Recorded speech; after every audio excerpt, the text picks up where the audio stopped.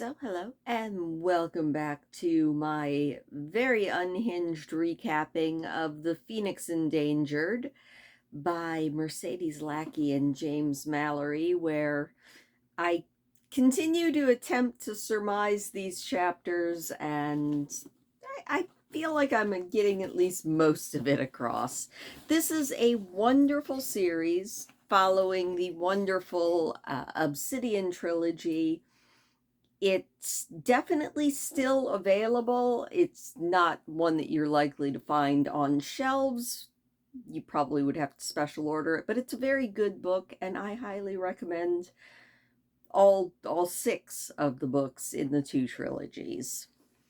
I hope everybody is doing good. Don't forget to vote in the poll on my community tab about the first public domain book that we should read. I checked it, and it looks like so far Dr. Jekyll and Mr. Hyde is in the lead, probably in honor of spooky season. Kind of interested to read any of them because except for, as I've said so many times, A Tale of Two Cities, I know I haven't read any of the others, and I'm not 100% sure that I've read A Tale of Two Cities. I probably only read the Cliff Notes version. So, yeah. Also, I am so tired, and I don't know if you can see it or not, but we have more books added up on the shelf thanks to the amazing Stephen from England, who sent a plethora of books, and uh, I have so many books now. I always feel like I had lots of books, but they weren't as nice looking as these, so I really appreciate this. Anyway, I had a very good day. If you remember, I am starting to try to do this whole bicycle riding thing again, and I went further today. It's still exhausting. I think I went less than 2 miles. I mean, a nice, short, easy bike ride. It kicked my rear end. And then, since I felt so incredibly unfit and pathetic, I took myself for a nice 5 or 6 mile walk after that, just to prove that I'm not really that out of shape. I just use different muscles much more regularly.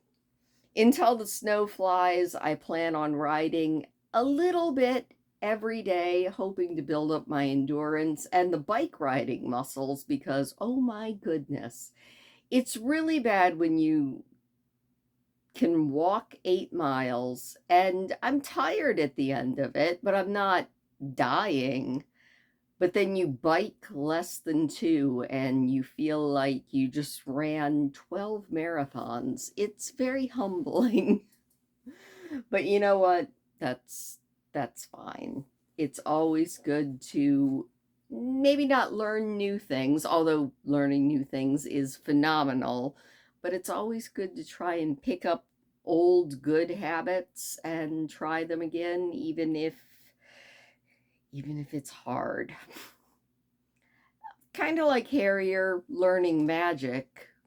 That's trying a new thing, and he doesn't really seem to want to do it, but I feel like he is going to be doing it whether he wants to or not. If you remember in the last chapter, we got a little bit more insight into Kerta, the unicorn, who does seem to be young, does seem to be quite the brat. And I was talking to Hazel, and she brought up, and I think I mentioned this in another video, that Kerta is very, very similar in a lot of ways to Miriam from the Dragon Riders of Pern series, because Miriam was an insufferable brat for a very long time in the books, to everybody except for Manali. But yeah, she was quite the bossy brat. And then when she bonded to Path, she matured a lot. So maybe we can always hope for that for Kierta. But that was what happened in the last chapter. Harrier showed his dad's side and kind of laid down the law, and Kierta came back and apologized, and that was where we left it. So, in chapter 7 of The Phoenix Endangered by Mercedes Lackey and James Mallory, that is where we are picking up. Chapter 7 is titled Beyond the Veil. So, like I said, chapter 7, we pick up with Kierta still being quite helpful and quite cheerful. They've been traveling now about a fortnight, and Kierta lets them know, along with Ann Kildar and Tercel, who had let them know, also let Harrier know also, that they are almost to the Vale. Palasha's Vale is the boundary of the Elven lands, and thanks to, I'm assuming it's the same Elven land wards, but thanks to Elven magic, Palasha's Veil keeps everyone who is not a human or a wild mage or a other folk, shining folk, out of the elven lands altogether. They just can't get in. So a regular human can't get in, any creatures of darkness can't get in, and the elves can come and go as they please, but it seems like they just stay. So Harrier's like, huh, okay. And he thinks to himself and actually questions Ann Kildar, you know, who actually keeps order in the Elven lands? And Kildar tells him about the Elven Knights, and that, you know, the elves don't really have the same problems that humans do. You know, it's not like there's robbers in the Elven lands. It's not like there's the violence that's common in the lands of men. But, you know, the Elven Knights still do patrol, and the Forest Watch patrols the other side. Tercel asks why, if there's no violence in the Elven lands, why are there even Elven Knights at all? And Ann Kildar simply answers that elves have long memories. And that's pretty much all the answer that he gives them, which pretty much makes sense. Harrier discovers that Kierta is actually useful once the road runs out, mostly because she can help him find paths that the horses can take through the trees now that there's no longer a road to follow. And the other thing that Kierta turns out to be very useful about is water. Harrier doesn't know this fact, but, quoting from the book, "Don't you know anything about unicorns?" Kierta demanded, tossing her head. "You know exactly what I know about unicorns," Harrier had answered. "If you find water, please remember that I would like to be able to get the wagon by it." Kierta hadn't quite been able to manage that, but when she had found a spring, he was able to get the wagon close enough that he didn't have to haul the buckets too far. "Don't worry if the water's muddy," said Kierta, "or if it goes bad." "Why not?" Harrier asked. And when she opened her mouth to reply, he said, "And don't just tell me again that I don't know anything about unicorns." "Because I can purify it for you," Kierta said, sounding indignant at having to explain. "Okay, fine." A few days later, she had to do just that because the water that she led him to was a deep pond completely covered with green slime, and it stank. "I'm not going to drink that," Harrier had said simply. "Wait," said Kierta. She had knelt down and touched her horn to the pool. A blue shimmer had spread out from the point at which her horn touched the water, and a moment later the entire pond was crystal clear. She had looked smug, or as smug as she could look anyway, and at the evening meal, Harrier had brought out the last of the apples and fed them to her. "You earned them," he said simply. And that's how it goes for a little bit longer. Kerta, still on her best behavior and being very helpful, and Ankildar and Tercel scouting on ahead while Harrier tries to navigate a wagon through the forest. And let me tell you, from walking out in the woods around here, I can't imagine trying to take a wagon through the trees. I think it would be very difficult, even if it is in elven lands, so probably more groomed than around here. There's usually branches and deadfall and tree roots and all sorts of things that would make driving a wagon hard. I have to give massive respect to the pioneers back in the olden days who forged their wagons, because forging a wagon through the forest sounds like it would be a nightmare. Anyway, they go along, and after about a fortnight of travel, Ankildar says that he has seen the Vale, and he tells Harrier that they would cross it the next day. Harrier hadn't flown beyond the Vale because even though he knows that he can pass back and forth through it easily, and that Harrier probably can pass back and forth since he is technically a wild mage, and Kerta will be fine passing back and forth, he's not sure that Tercel will be able to, so they're all going to cross it together. Kerta, as Harrier is approaching what she says is the Vale, is like, "We're here!" And she goes racing up, and she stands, and Harrier's like, "I don't see anything." I think he was expecting fireworks or a shimmer in the air, but there's nothing. He drives forward, and he tries not to wince as he passes Kerta. He tries really hard to imagine that he feels something, but he doesn't feel anything. And Tercel lets him know that no, he didn't feel anything either, but evidently they're now out of the elven lands. After they eat their lunch and everything, Harrier spends about an hour before he gets the wagon moving for the night, loading up firewood.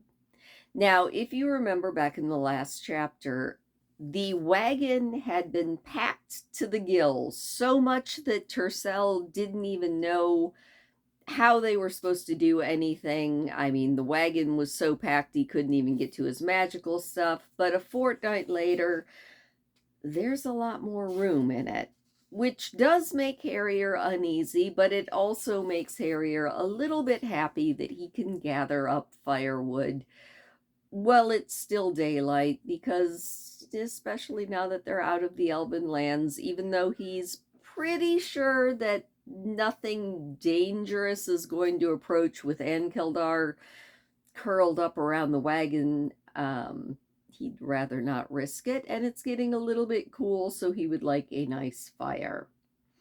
So he gathers up firewood, and they travel on.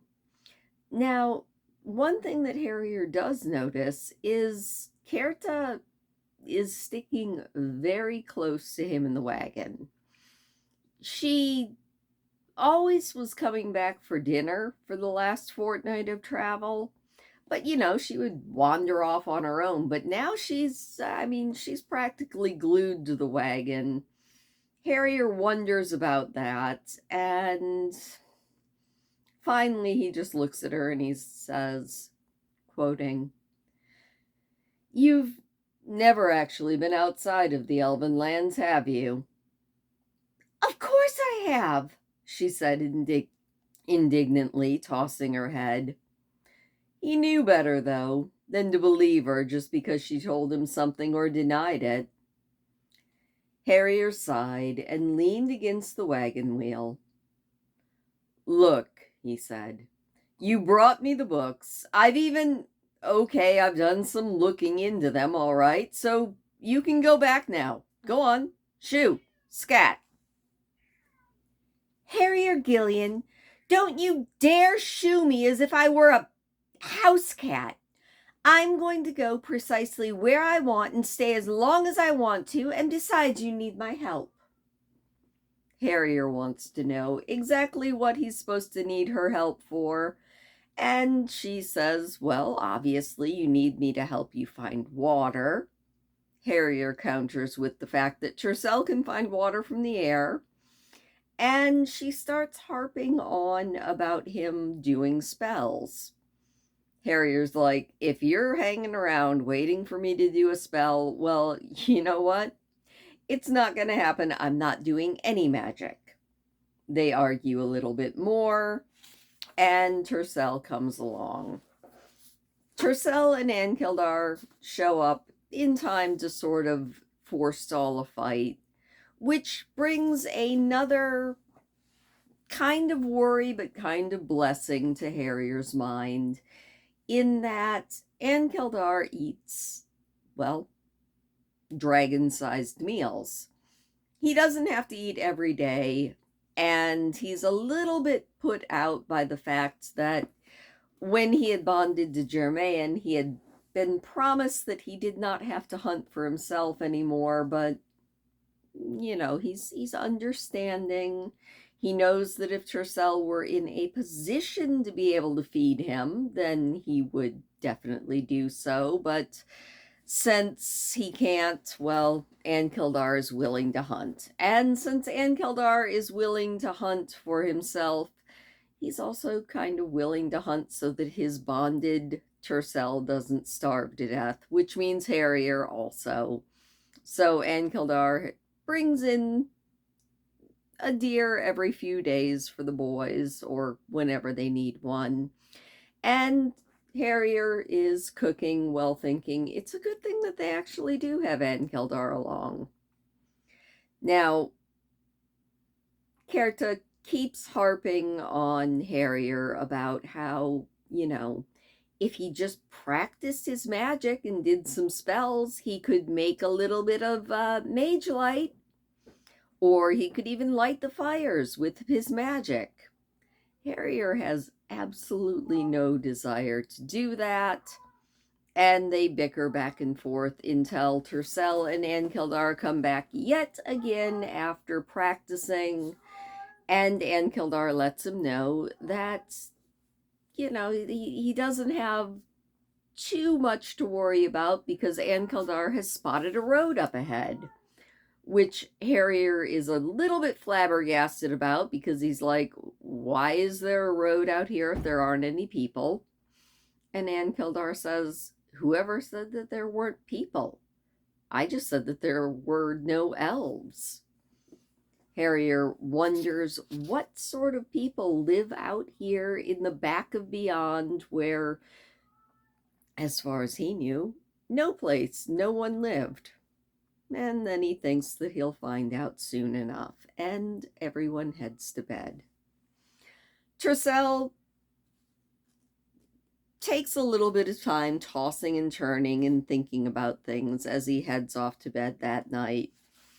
And he mostly thinks that no matter how much mage gift he has in him, no matter how wonderful of a teacher of high magic Ankildar is, and he's a fantastic teacher because he's read all of the books. I mean, he might not be a mage, but he's been around magic and he is magic. But no matter how good of a teacher Ankildar is, no matter how much potential Tercel has, he's never going to be a good high mage because he just doesn't have enough time.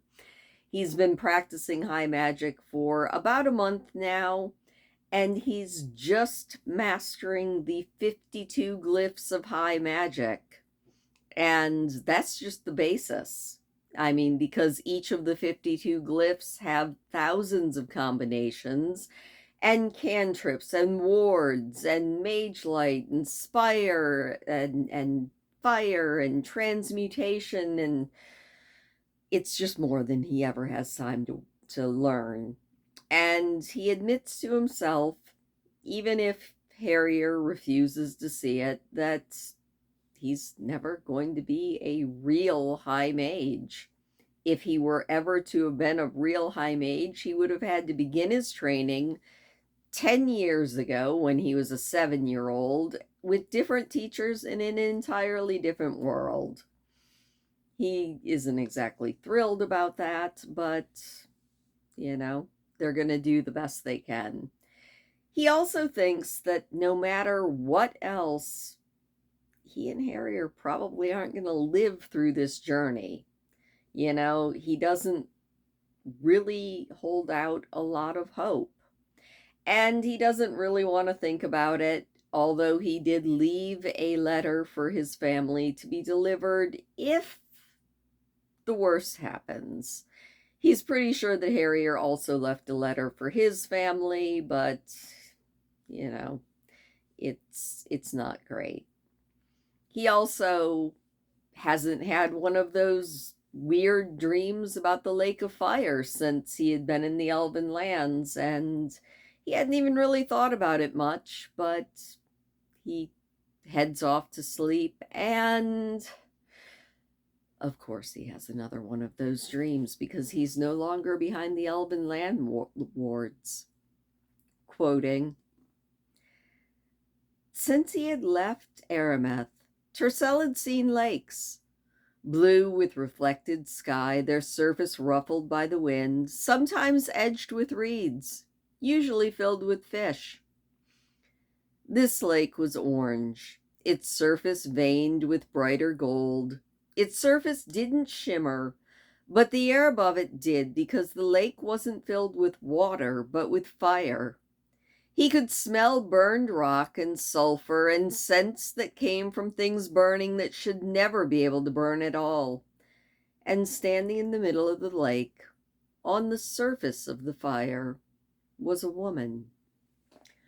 Tercel thinks about how when he read ancient books so long ago, he had always read that elven women were the most dangerously beautiful women in the world, and yeah, the elves that he had met were very pretty. They were prettier than any of the human women that he had ever met and everything, but the fire woman was even more beautiful. But the elven women didn't fill him with the same terror and dread as this beautiful woman standing in a lake of fire. Quoting again, "The fire woman made Tercel want to run as far away from her as he could. The fire of the lake gleamed off her naked skin so that Tercel couldn't tell what color it was, and the heat rising from the lake's surface made her long hair lift and swirl. Her hair was the same color as the surface of the lake, he could tell that much. She stood in the center of the lake of fire, on the surface of the fire. She had never, in any of his visions, so much as moved one step, and he didn't understand why the sight of her filled him with the need to escape. It was as if just seeing her were the most dangerous thing that had ever happened to him, as if the sight of her were as toxic as poison. All Tercel knew was that, dangerous or not, poisonous or not, there was something so wrong about the fire woman, something that he couldn't see but could sense, and the sight of her made him ill with revulsion. He then wonders how the other person that he can sense in these visions can stand it, because he can tell that whoever this other person, Bisochim, is, he's actually physically there with this fire woman. And yeah, Tercel doesn't know how on earth that this other person isn't like glibbering with fear the way Tercel wants to do. He then hears the fire woman speaking to the other person and asking if they're ready to accept the gifts that she has for him. And Tercel thinks that that's the only thing he's ever heard the fire woman say. And he can tell, because he's sharing a little bit of this other person's thoughts, that the answer is still no, but it's a lot closer to being yes than it was the last time that that Tercel was having this vision. And that is enough to scare Tercel into consciousness. He sat up, looking around groggily. I'm not there. It's not really happening. Not here. Not yet. Not to me. I'm here. Harrier was on his feet, rumpled and barefoot, but clutching the sword Ronithia had given him. Kerta was standing, staring at him, coat fluffed out, and her horn was glowing. Even Ankildar was up. He hadn't moved, but he had lifted his head enough to peer down at Tercel. Tercel apologizes for waking everyone up, and Ankildar is like, I've been expecting this. This deeply offends Harrier, who's like, why didn't you let us know that Tercel was going to start having nightmares again? But Ankildar kind of just ignores most of Harrier or most of Harrier's rantings, and lets Tercel know that, Tercel, you got a hard task ahead of you. Tercel asks if Ankildar saw the same vision as him, and Ankildar lets him know that yes, he did. Harrier is a bit dumbfounded by that. He didn't know that Ankildar could see into Tercel's head, and, well, quoting, "Fat lot of good that did," said Harrier. He got up to get the tea things. "It did some good," Ankildar said. "I have seen through my bonded's mind the nature of the enemy that you face." "Dark magic," said Harrier. "We knew that already." "Worse," said Ankildar, and Harrier stopped. "Tell me how it can be worse than the dark coming back." Ankildar seemed to sigh. He stretched out his neck so that his chin rested on the ground next to Tercel's knee, and Tercel shifted until he could reach the place behind Ankildar's eyes and stroke it gently. "It is the way in which the dark returns, Harrier. I will explain if you would like." "Oh no," said Harrier. "I'd much rather not know a thing about what we're facing. Let me get dressed first."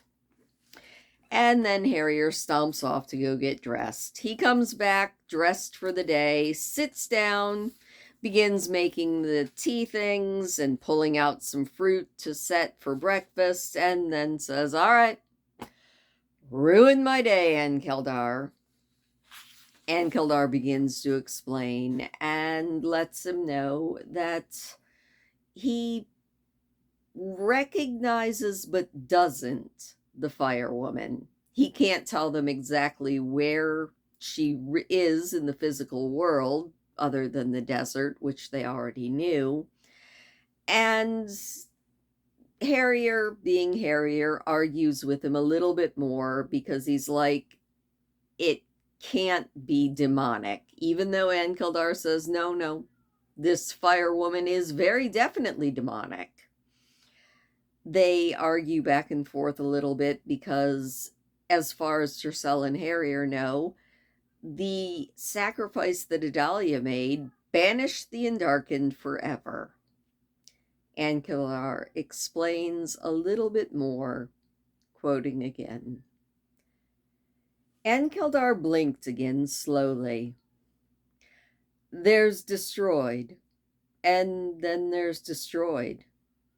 Yes, all the offspring of Shadow Mountain that were placed into the world thousands of years ago by He Who Is were destroyed, if not at once, then soon thereafter. And no matter what the Endarkened themselves might have chosen to believe, they were never anything more than perversions of the elves, as darkness cannot create, merely distort that has been created. And yes, He Who Is is locked away from the world forever by Adalia's willing sacrifice at the place of power, and can never choose to meddle in the world of form again, even if he wanted. To have been defeated by the time-bound creatures grates too heavily upon him. But as long as there is life, it can be touched and twisted by the elemental quality of darkness, because darkness itself is impossible to remove from the world. And that is what is happening here. The darkness that is the essential nature of he who is and his creations, touching life once more to create a new race of Endarkened, identical to the original Endarkened, only in intent. Harrier says that makes no sense, but Tercel says no, it actually does make sense. If the original Endarkened were made from elves by he who is, then obviously he who is still exists, even if he's locked out of the world. And Kildar says, yep, that's right. And Tercel goes on to say that even though the Endarkened are all gone, the way that they were made can probably be replicated. Harrier says that no one would be that stupid as to replicate and actually bring the Endarkened back. And Tercel tells them that no, there's someone else in his visions, and I think that's what that person in my visions is trying to do. He also says that he thinks that the person in his visions is probably being tricked, and, well, that the fire woman that he's seeing, Tercel thinks might be a piece of darkness, you know, the thing that will bring the Endarkened back if she actually gets whatever it is she's trying to get from the other. Harrier wants to know why anyone would be fooled, and that Tercel never said that she was a demon.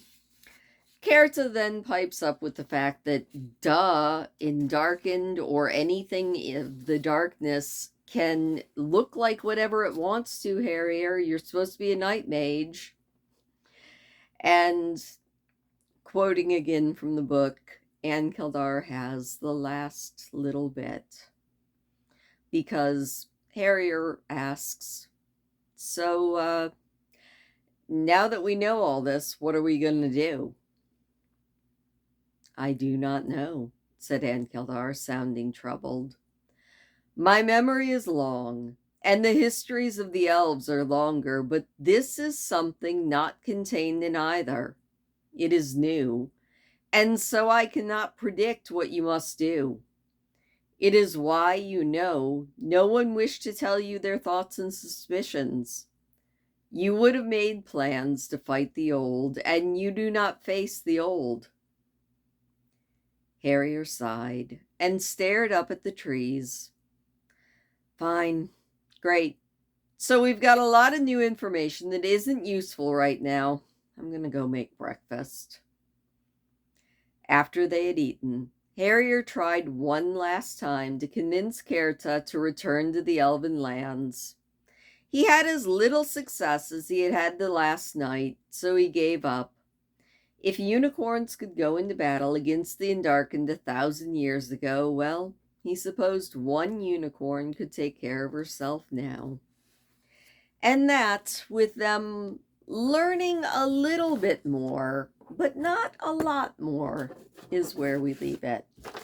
So now we know that this fire woman evidently, at least according to Ann Kildar, who should know considering he's been around for 2 Endarkened wars, is basically the same thing as the old Endarkened, but in a new embodiment, basically.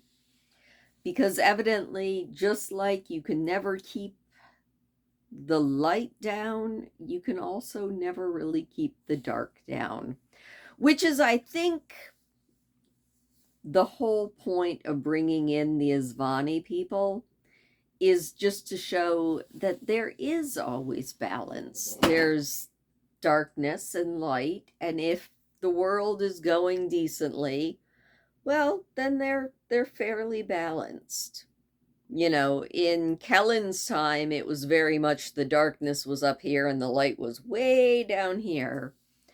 And from what we can tell, what Bisochim is planning to do will bring back that time. And Tercel doesn't think that he's going to be able to fix anything because he doesn't think he is going to be a good enough high mage in the short time that he has. Harrier still isn't thinking too much about the wild magic, although I'm sure it will come to bear as time goes on. And Kerta, well, she's at least trying to be useful. So that is where we're leaving it. The next chapter we will be... Where are we going in the next chapter? I didn't even look ahead. The next chapter we are going back into the desert to learn a little bit more about that fire woman. So thank you so much for joining me. I hope that you enjoyed that recap, and I will see you next time.